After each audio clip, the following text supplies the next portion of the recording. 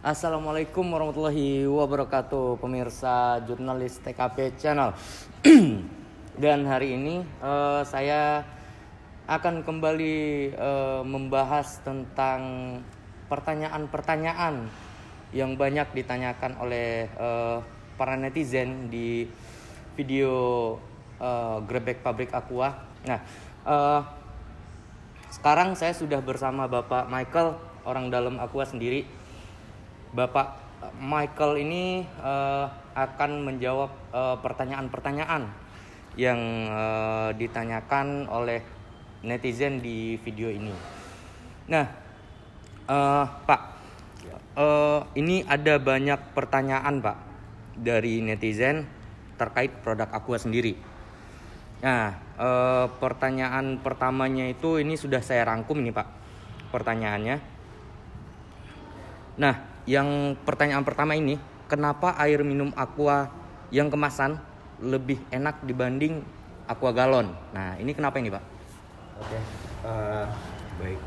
Sebenarnya pada dasarnya semua kemasan Aqua, baik galon maupun botol itu juga sama rasanya, karena berasal dari sumber yang sama ya, Pak, ya. Dan juga melalui proses pengolahan yang sama, sehingga keluarlah hasil yang dengan kualitas yang sama pula. Mungkin karena pada saat tertentu orang tuh minumnya tuh pada suasana yang berbeda-beda. Artinya bisa aja pada saat malam atau siang itu juga mungkin mempengaruhi ya, rasanya itu pada orang-orang tertentu. Gitu. Itu salah satu contoh kenapa jadi rasanya beda. Ya bisa jadi juga pengaruh dari faktor-faktor yang lain, di samping dari cuaca, suhu, ataupun bisa jadi juga karena mood. Oh iya. Jadi berarti moodnya lagi jelek nih. Minum Aqua jadi berasa gimana? jadi rasanya ya harusnya kalau umpamanya jelek ya minum Aqua jadi lebih seger lah. Gitu. Gitu. Nah, ini Pak, apa ada pihak-pihak yang tidak berkepentingan nih, Pak, yang tidak bertanggung jawab, mengisi ulang galon Aqua ini, Pak? Apa ada seperti itu atau gimana nih, Pak? Ya, oke. Baiknya memang kalau saran saya ketika kita membeli produk Aqua itu sebaiknya ya di tempat-tempat yang resmi gitu loh. Artinya ya entah itu di toko atau di warung, tapi yang kita sudah tahu bahwa dia itu kredibel gitu untuk menjual Aqua. Gitu. Itu pastinya akan mendapatkan produk yang baik dari kami. Nah, yang paling penting ketika membeli Aqua itu pastikan bahwa ini semuanya dalam kondisi tertutup rapat gitu loh. Nah, seperti ini kan masih rapat. Nah, ini bisa dipastikan bahwa ya Aqua ini baik adanya gitu loh. Karena semuanya kan masih tertutup rapat. Itu yang paling penting sih. Ya, di samping itu ya tentu saja ya kita akan melihat ciri-ciri yang paling utama itu adalah adanya kode produksi di sini. Nah, mana tuh kode produksi? Kelihatan nggak ya di sini? Berarti ada kode produksi, Pak. Itu. Nah, kodenya ini menunjukkan kapan produk ini diproduksi. Terus juga ada apa sih namanya? Ada kode yang lain tambahannya adalah umpamanya seperti tertulis ARS gitu loh. Nah, itu menunjukkan bahwa tempat di mana produk ini diproduksi. Oh, gitu. ARS itu kan berarti Arosuka. Kalau ini kan STB nih, Pak. Ini di mana nih, Pak? Ini kemungkinan ada dari tempat lain, bukan dari Arosuka gitu. Oh, gitu. Nah, yang lain tadi saya ketemu banyak tuh ARS ya, Pak ya. Jadi Arosuka. Dan dia juga punya kodenya ada dua nih. ada satu di sini, ada satu di sini gitu loh. Ditutupnya ini juga ada kodenya. Oke. Nah kodenya ini sama, harusnya sama antara ini dan ini nih sama. Gitu. Itu yang paling penting untuk mengecek keasliannya ya Pak ya. Konsumen ketahui tentang hal ini. Oke, Pak. Berapa lama sih Pak air aqua ini tahannya nih Pak untuk disimpan? Ya, ini pertanyaan bagus ya. Ya kita mengikuti peraturan dari BPOM itu kan yang menetapkan masa kadaluarsa AMTK itu selama 2 tahun. Nah, tapi ya Albert tahu sendiri lah, karena aqua itu kan apa sih namanya, laris lah di pasaran. Jadi biasanya nggak sampai berapa lama juga udah habis kok gitu. Oh gitu, iya. Tapi dari peraturan pemerintah yang dikeluarkan BPOM itu ya 2 tahun. 2 tahun ya Pak ya. Itu dalam kadar suhu tertentu atau gimana ini Pak? Nah ini pertanyaannya juga bagus, penting. Jadi ya baiknya memang sih produknya itu disimpan dalam tempat yang aman gitu loh. Artinya jangan terkena panas matahari yang ekstrim banget gitu ya. Artinya berhari-hari panas terus gitu. Kan akan mempengaruhi produk itu sendiri itu. Oh gitu. Ataupun juga tempat di mana kita menyimpan produk itu, artinya kalau tempat itu yang lembab terus ya itu tentu saja barang apapun akan apa sih namanya, terkontaminasi oleh suhu itu ya Pak. Oke Pak. Pak, Bapak kan di sisi produksi sendiri nih. Nah, bagaimana sih Pak aqua menjadikan air minum menjadi bersih dan higienis seperti yang dinikmati saat ini? Nah, ini aqua itu dari awal ya memang sebelum menentukan suatu lokasi untuk menjadi tempat untuk kita produksi, itu kan melalui studi yang panjang gitu loh, studi kelayakan yang panjang banget. Gitu loh.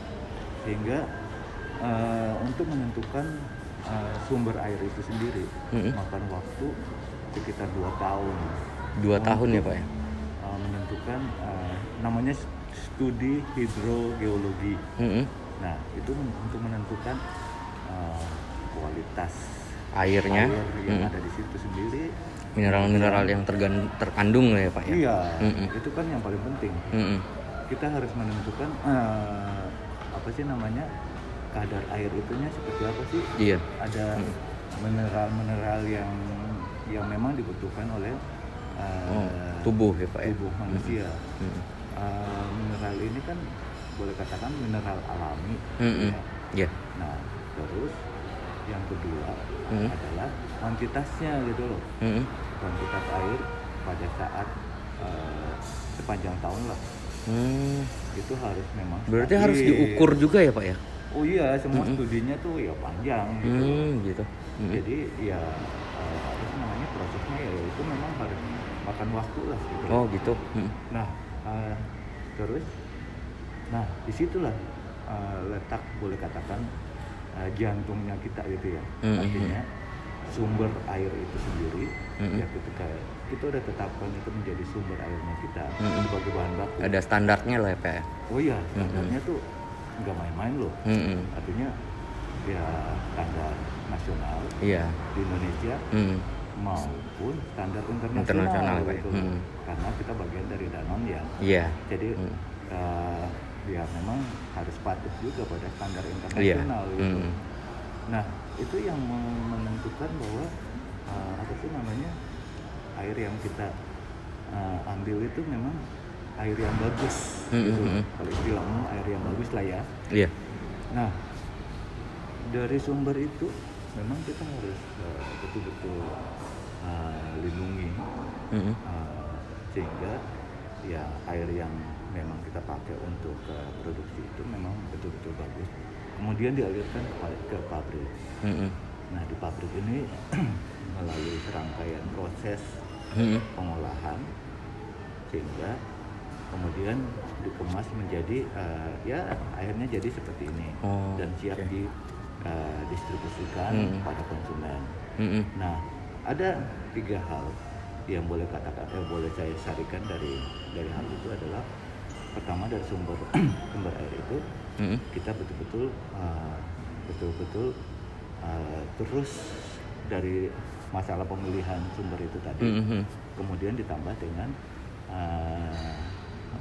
bagaimana kita melindungi sumber itu sehingga tetap terjaga baik. Kemudian proses produksinya ini diolah sedemikian rupa dengan sangat higienis sehingga bakteri-bakteri yang ada itu ya Pak ya?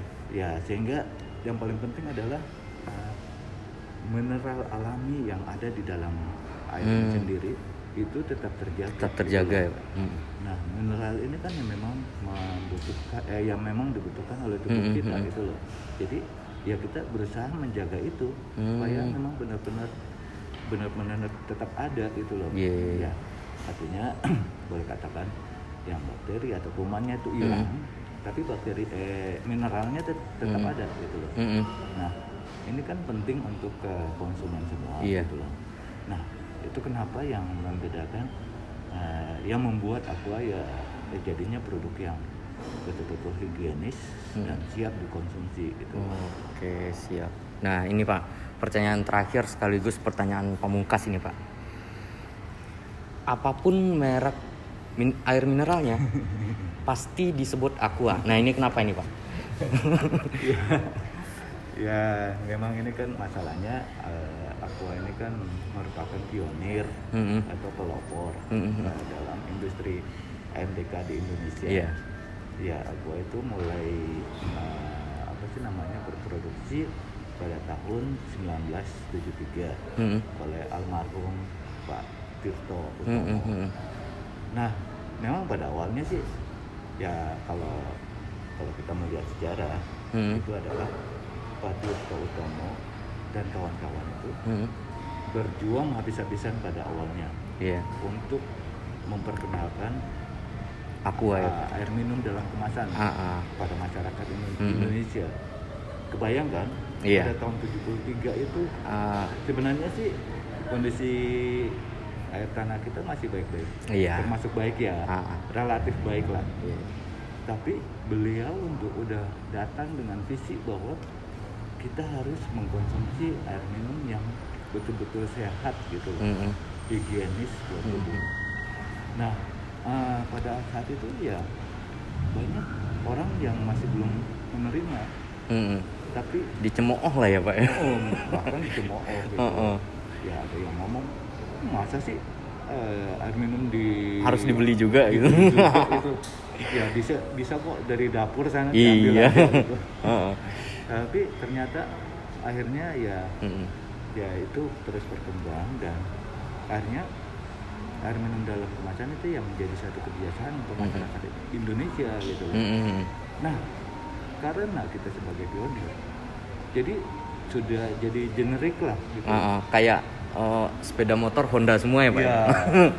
Jadi ketika orang ngomong AMDK, ya udah Aqua. Gitu.